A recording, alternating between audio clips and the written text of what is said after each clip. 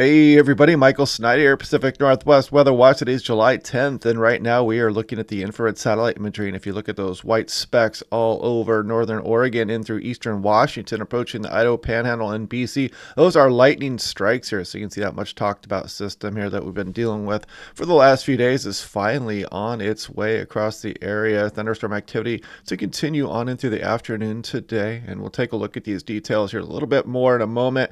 We'll take a look at the potential for a ridge building here as we go towards the weekend as well. But the trough not far off to our northwest here from the Pacific Northwest. It's going to be kind of a tricky forecast and just how warm we're going to get. But until then, we're going to be dealing with some marine layer in the morning here and some onshore flow. We'll take a look at those details here in a moment. This is looking at the lightning analysis. You can see it kind of moved across Moses Lake this morning. Might have woken some of you guys up there. Pendleton just off to your west. Kennewick, Walla Walla out there. Nice graphics here on the weather.us site here showing those thunderstorms moving across the area. This is looking at visible satellite imagery, and you can see the marine layer pushed all the way up to the Cascades across western Oregon, Washington. That'll be burning off during the day today, but it's probably going to be a few hours before it does so fully, and we're probably not going to get quite as warm as we did yesterday across some of the region with this system here. And it's kind of that onshore flow across the area. Check out BC. You can see some smoke starting to increase here across some of central and southern BC as well. We got additional fires going on up there. You can see the smoke across northern portions as well. Hopefully not a sign of what's to come here for the summertime. If we look at across Pacific, you can see this next system here. It's also very weak, but it is going to move across the region. Could even bring a little precipitation. Cascades west this round here. We'll watch this over the next day or so as well. This is looking at Paradise. You can see that system moving over the top of the area. Kind of socked in up there at the visitor center. Strong thunderstorm potential today. The biggest threat probably some of the dangerous lightning with these storms here and some heavy rain across some of northern and northeast Washington. They did take away that severe potential here, but it's not too big of a deal. You could still get some gusty winds and blowing dust across the region. You can see the severe line way out back into southwest Montana there. Fire weather outlook, those gusty winds, some of this thunderstorm potential here, bringing the chance for fire spread across the area. Nice graphic here from the National Weather Service Spokane. This is from yesterday morning, but it still applies today. And this is looking at the isolated dry thunderstorm potential even for today. Now that could be producing much precipitation here, so we get the elevated fire risk there with that activity across mainly northern and eastern Washington, northern Oregon. This is day one, and you can see that severe threat out there. Cascades east for today, and tomorrow we're going to push that threat off to the east a bit more. It's still going to include portions of eastern BC and the Rocky Mountains, however, though. This is looking at day one wind outlook. That's the main severe threat with these storms across some of western Montana. Now take a look at SeaTac, 79 degrees yesterday, 3 degrees above average, no precip, and we do have a little bit of precip maybe coming up here in a few days here. We'll look at that in a little bit of detail here, but no promises. It's not a very strong signal, as this is our very dry period of the year here for SeaTac. This is Spokane, 95, definitely warmer than western portions now. Not that far off the record high, actually, set back in 1970 of 99. This is looking at that system. We've been talking about this for the last few days, and you can see it moving up across the region here on last night's European run. And then the next one starts to roll in here, but it's not a very strong system. Again, we could even get a lightning streak somewhere west of the Cascades with this system, but not a big dynamic lightning maker here as it moves across the area. It'll bring more thunderstorm activity, mainly east of the Cascades as we go, mainly across BC here. We'll see how that turns out. We'll watch that one a little bit closer tomorrow morning and see how that trends. This is looking at 3-hour precipitation, and you can see some of this thunderstorm activity across the Cascades, and you can see you might get something pop up across the central Cascades as we go through later this morning into this afternoon as well, and some heavier precip could be falling across North Washington, and increased activity across the Rocky Mountains with this system here as well of Canada, I should point out. And then here comes the next system out here. And as we go on into Wednesday here, see some of this activity try to drop maybe a couple of rain showers here across western Washington through southwest BC here. But as you can see, not a very strong signal here. Definitely not a wintertime system here. Just a very weak summer system moving through the area. As you can see, these daily repeat of some of the thunderstorm activity across BC into Alberta. This is the NAM3KM. So this is what's going on today. It's what the Doppler radar may look like. And you can see this complex of storms kind of moving across eastern Washington.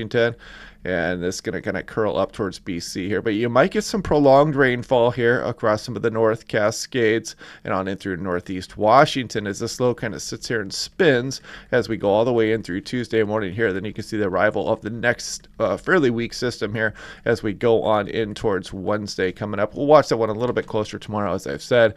This is the Hearth 3 cam picking up that lightning pretty well this morning out there, and you can see it move up across the area. Lake Chelan, watch out this afternoon here too. You could develop a couple storms kind of in the bent back occlusion area here of this storm as it spins and is slow moving. You could get some localized flooding conditions here across the North Cascades. I should say the east slopes of the North Cascades on in through northeast Washington here before that system finally starts to pull away from the area here as we go on in through Tuesday.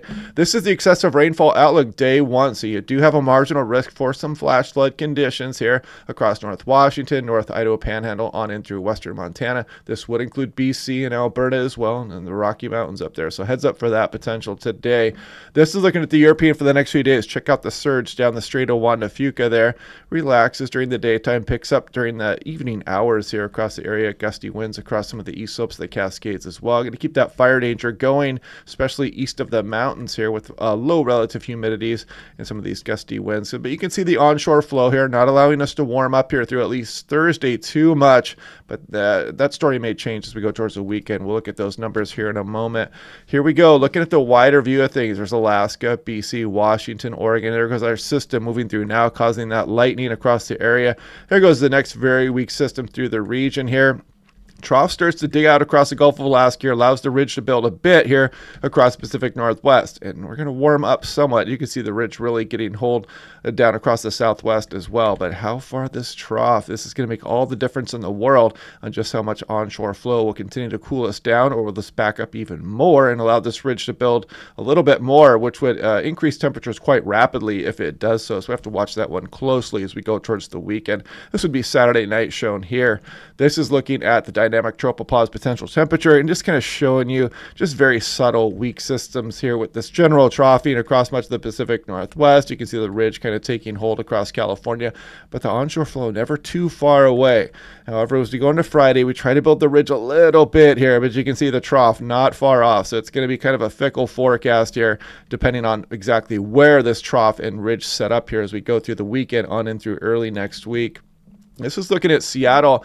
You're looking at the 15-day forecast here. I believe this is the European ensemble. It is. You can see the red line here is the average temperature for this time of year.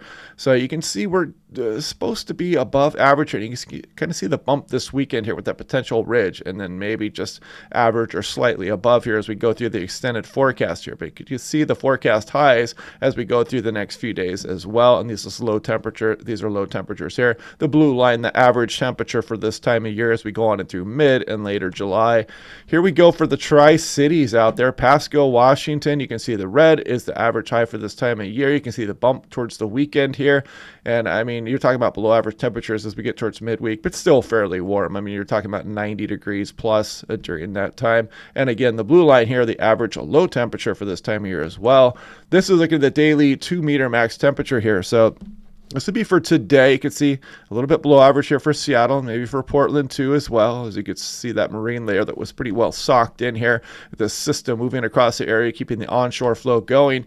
Here's tomorrow. We bounce back a bit. Wednesday, Thursday, we start to increase as we go towards the end of the week. You can see Friday, 81, getting back up towards 90 for some of the Willamette Valley. Still warm eastern Washington. And then you can see the temperatures increase a bit more. Talking about some mid-80s here for Seattle as we go through Saturday. So we might have a nice weekend here coming up. We'll see how this trends. Again, that trough position and that ridge position are going to mean everything in the way of how warm we get here west of the Cascades and going on through the extended. You can see temperatures maybe a hair above average across a lot of the region. This is looking at 6 to 10 day temperature probability outlook. I have Seattle, Portland, Medford, Pendleton, Spokane, Boise, and Helena on here. These are the average highs shown in the text here, and this map overlaid here is the 6 to 10 day probability outlook. So we are looking at above average temperatures here, at least according to the National Weather Service on the most recent outlook. This goes through July 19th. This is the 6 to 10 day precipitation.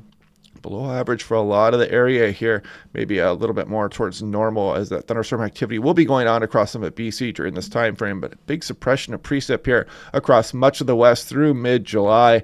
This is 8 to 14 day, and this is not a strong signal, folks. They keep highlighting this, but use caution. Don't be expecting any kind of, above average precip for the most part. Although it wouldn't take much. I mean, we're so dry this time of year. It's not going to take much to put you over that threshold there. But for the most part, don't be expecting a big washout here across Western Washington or BC coming up. This is looking at Seattle Metro, and you can kind of see that shown in the ensembles. It does show all 50 ensemble members here in the controls on the top. The control says, we're not expecting much precipitation. And the mean is really only towards a 1/10 of an inch here. Only a few members showing precipitation coming up. So definitely not a strong signal for precip coming up for much of the Puget Sound. This is up towards Vancouver, BC. A little bit better chance the further north you go here, but still not a big signal. As you can see, the ensemble mean 2/10 of an inch as you go through the end of July. This is out for Kamloops, though. Check it out. When you get east of the Cascades from this thunderstorm activity, you can see kind of the variability here in the ensemble members. The control calling for about 7/10 of an inch. Thunderstorm activity definitely more prevalent there east of the terrain features there in British Columbia. And yeah, so anyway, this lightning may have woken you up here across some of northern Oregon on in through Washington. Should continue on during the day. The slow is going to spin here, so watch out for some of that heavy rainfall across the east slopes of the Cascades north and on in through northeast Washington up into BC and Alberta over the next couple of days as well. But yeah, enjoy that onshore flow while we get it here. Maybe we'll warm up here as we go through the weekend a bit here. But again, we'll watch that as we go on through the future. You can see the next week system approaching us here out over the Pacific Ocean. We'll see if that's going to bring any precipitation at all west of the Cascades. We'll pay a little bit more attention to that tomorrow. But anyway, hope you guys are liking these videos. If you want a good weather station, click on the link below. I'll make sure to include that there. Make sure that Pacific NW is in the checkout code so you get 10% off. And we'll do this again tomorrow, and I'll talk to you guys then.